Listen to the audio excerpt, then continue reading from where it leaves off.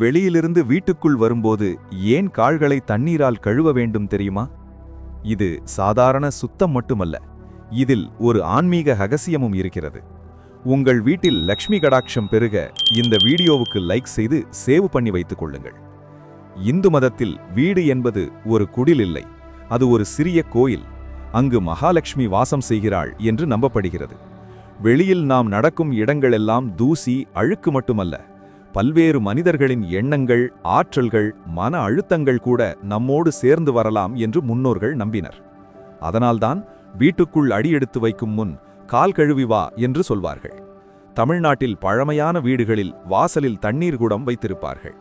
கோலம் போடப்பட்ட வாசல், ஏற்றப்பட்ட விளக்கு, அந்த இடம் புனிதமானது. கால்களை கழுவுவது என்பது வெளி உலகத்தின் சோர்வையும் எதிர்மறை ஆற்றலையும் வெளியே விட்டுவிட்டு அமைதியுடன் வீட்டுக்குள் நுழைவது என்று அர்த்தம்.